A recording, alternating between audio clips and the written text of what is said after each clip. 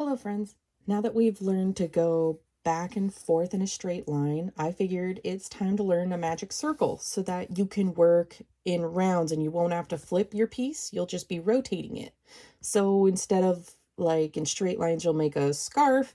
Maybe now you could make a hat or a soda koozie or beer koozie if you drink alcohol.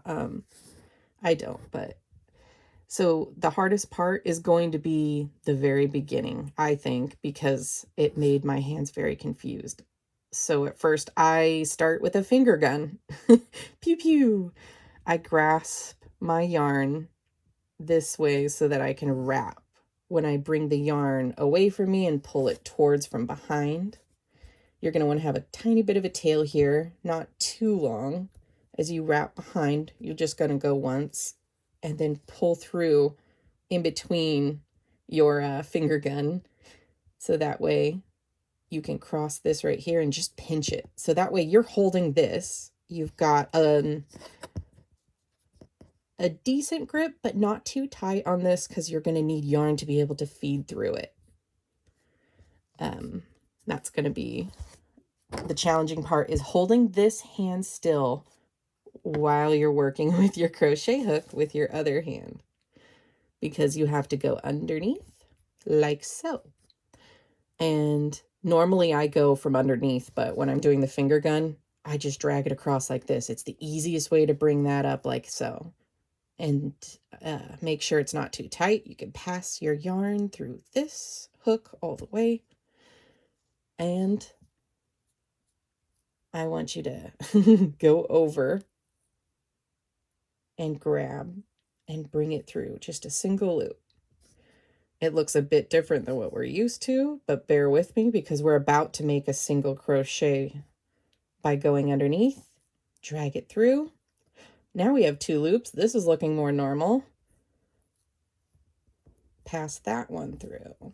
And you've got the very first single crochet on a loop. So you're going to go underneath once more.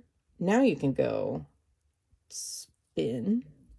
You got 2 loops. Pull through your 2 loops. Now you've got 2 more. This is the hard part. Again, it's going to be frustrating. Feel free to pause and rewind. I'm going to try to go through this slowly.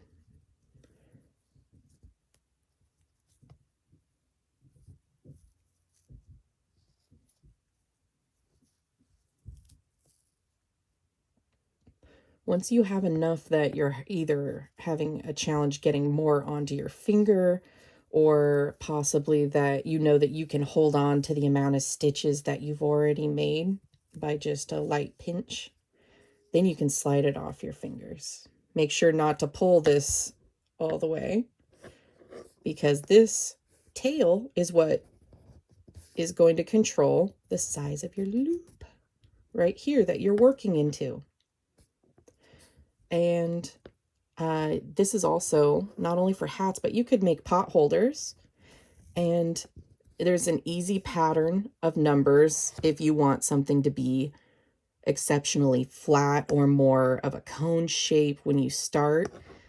Typically with hats, depending on the size of head and the size of your hook, you'll want to put 6 to 8 single crochets in your loop before you close it. And if you go a higher number, it's going to, obviously, it's going to either start going really flat, or it's going to have this like gathered beginning where it splays out. Wish I had an example right next to me. I should think of that for next time. I have a hat here that has a magic circle beginning. And notice that I pulled it very tight here so that you can't see much of a hole, but sometimes people will tie the pom-poms in the top of the hats through that.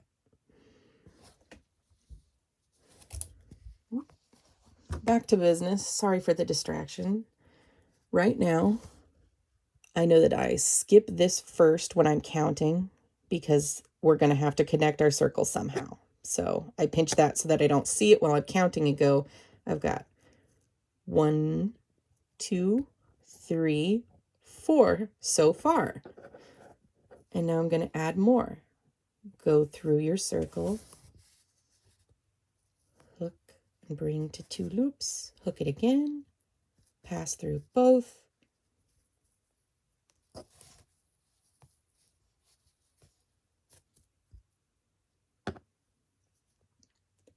so again, sometimes I have memory problems, so I'll keep recounting, and you may do it too while you're learning. 1, 2, 3, 4, 5, 6. So I have 6 stitches right now. It would be a very small circle. I think I'm going to go to 8 and maybe work on a hat. So I would do 7, 8. Now that you've got the number that you want, you get to pull your tail tight, and it can be as tight as you want. I pulled it fairly tight, and you'll notice that there's this that doesn't quite look like a stitch, and you're correct. That was the very beginning that looked odd when we first started. We skip past that.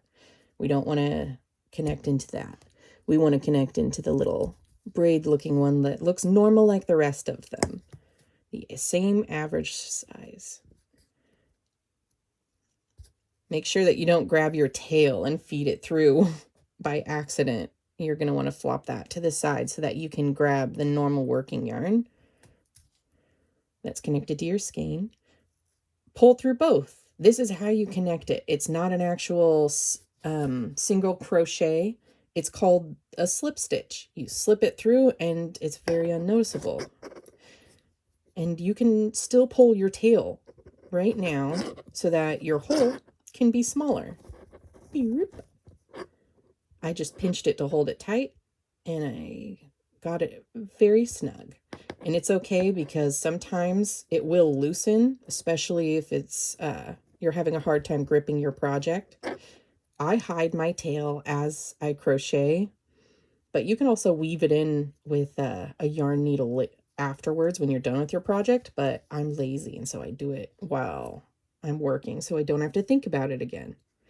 You're going to chain 1 to start your next round, and you'll know where you're going. I'll move the tail out of the way by going to the next stitch. Don't accidentally go where you're starting from.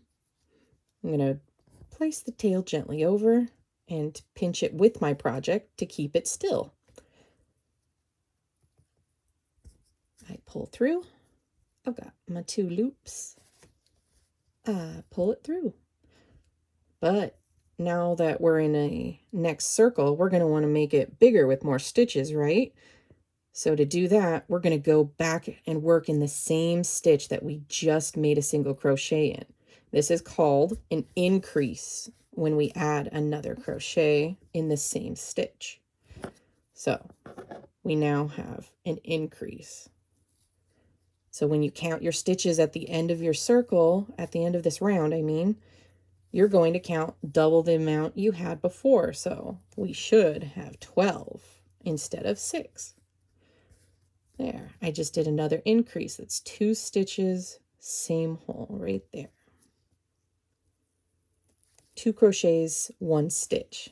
I'm trying to remember to tell you guys the right words. We've got 1. Go right back where you came from.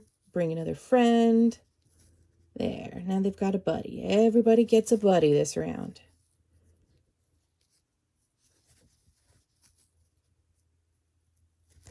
We're just going to repeat every time. Feel free to pause and rewind. Stop and count if you need to.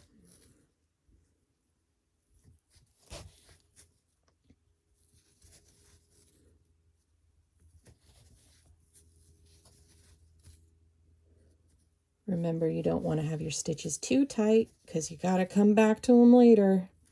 You don't want to live a project of regret. I'm still going and hiding my tail through. You'll notice that it's not behind it. I've been crocheting with it. It's okay if you can't do this at the moment because it's hard to see. I totally get it. I didn't do it at the beginning either.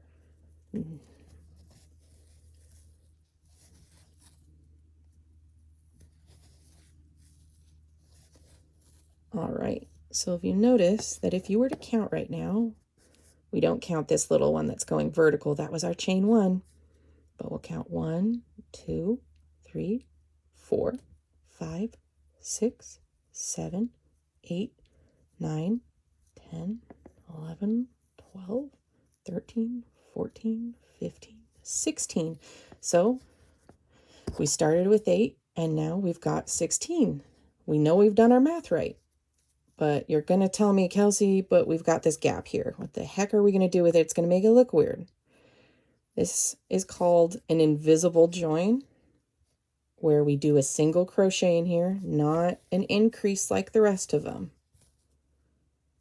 We're just going to single crochet, so that way we can skip that vertical chain that I told you to ignore and go right into the first stitch.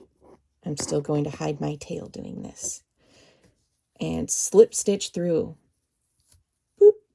Don't do it too tight, because then it's going to be not so invisible. And I still hide my tail by pulling it like this when I chain 1 to start the next round. So now this is how it looks on the back.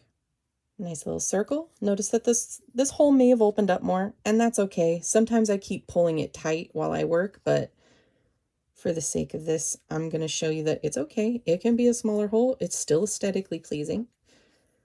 We've got our next stitch. I'll hide the tail to show you. We've chained 1 already. We've got this stitch. Put it on through there. I'm going to take my tail back. Come here, little fella. All right. So we're going to do a single crochet into this. You'll notice it's already different from the round because we're going to go to the next one. And this is going to be an increase. So it's crochet 1 and then increase. And that's what you're going to repeat for the entire round. It's going to be single crochet, 2 crochets in the same stitch. So single, increase, single, increase, and so on all the way until you get to this little gap stitch like before. And that's where you do 1 single crochet no matter what. And you slip stitch not into the vertical stitch, but this one right here, this little buddy. And as you go out into different rounds, it's going to work its way into the next round will be 2 crochets and then an increase. And the next round would be 3 crochets and an increase. And depending on the project, the size of hook, size of yarn is when you would stop adding increases. And so your rounds would just be single crochets. Like if you're finishing a hat, there's a point where you go, my head's only so big. I usually, with this size hook and this size yarn, I would go until it's 5 single crochets and then an increase. And that's the last increasing round. And I just single crocheted until it's the length that I think is comfortable for the size of head that I'm making it for. So I suggest making one for someone you live with or yourself to practice. And just know that anyone you give this a gift to, even if it's a little wonky, they're going to absolutely love it because it came from you. Happy crocheting.